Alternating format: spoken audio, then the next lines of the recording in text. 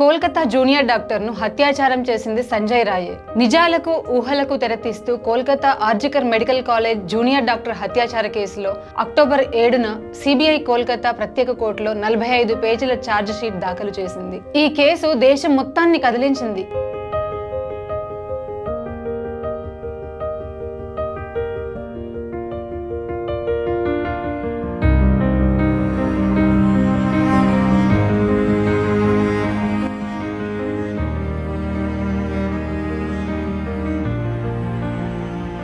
ఎన్నో అమానవీయ ఘటనలు బయటికి రావడానికి కారణమైంది.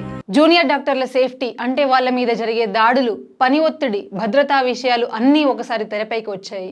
ధ్రువరాతి ఒకసారి ఈ కేసును ఉద్దేశించి ఒక స్టేట్మెంట్ ఇచ్చారు. మన దేశంలో కేవలం ఒక్క రోజులోనే 30,000 రేప్ కేసులు జరుగుతున్నాయి. మనం వాటన్నింటినీ ఆపాలి. కోల్కతా కేసు వీడియో కావాలంటే 8-9 రోజులు పడుతుంది.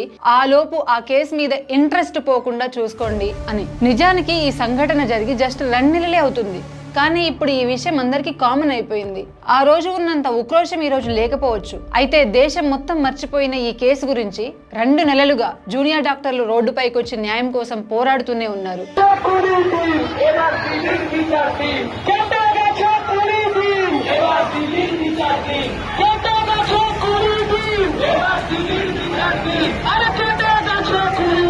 దాని ఫలితంగా సిబిఐ ప్రధాన నిందితుడిగా సంజయ్ రాయ్ మీద ఛార్జ్ షీట్ అయితే దాఖలు చేసింది.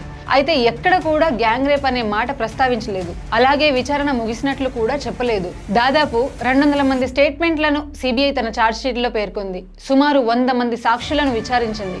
ఇవన్నీ సంజయ్నే ప్రధాన నిందితుడిగా చెప్తున్నాయని సిబిఐ వర్గాల సమాచారం.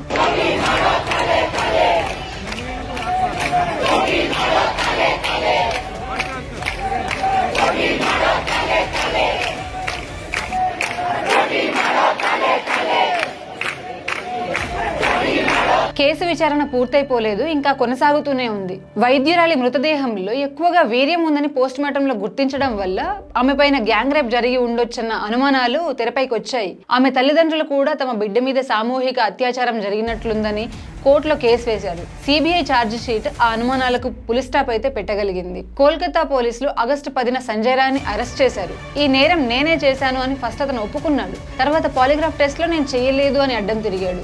డెడ్ బాడీ దగ్గర దొరికిన బ్లూటూత్ అతన్ని పట్టించింది. అలాగే సెమినార్ హాల్ ఉన్న RG Kar hospital 3rd floor CC footage లో సంజయ్ అదే సమయంలో అక్కడే తిరుగుతూ కనిపించాడు. సంఘటన జరిగిన తెల్లవారుజామున 4 గంటలకు అక్కడికి వచ్చి 40 నిమిషాల తర్వాత తిరిగి వెళ్లాడు. బాధితురాలి గోళ్లలో దొరికిన blood and skin samples Sanjay డిఎన్ఏతో మ్యాచ్ అయ్యాయి. ప్రస్తుతానికి నిందితుడు ఎవరో తెలిసినా ఆ రోజు జరిగిన అసలు నిజాలు, మనం ఊహించుకున్న ఊహాగానాలు అన్ని రుజువయ్యి ఈ కేసు ఒక కొలిక్కొస్తే బాగుంటుంది. మున్ముందు కూడా ఇలాంటి సంఘటనలు జరగకుండా ఉండేలా వ్యవస్థ మారితే బాగుంటుంది. ఇంత హీనియస్ క్రైమ్ చేసే వారి మైండ్ సెట్ చాలా భయంకరంగా ఉంటుంది. ఒకసారి తను ఏమంటున్నాడో వినండి, మీకే తెలుస్తుంది.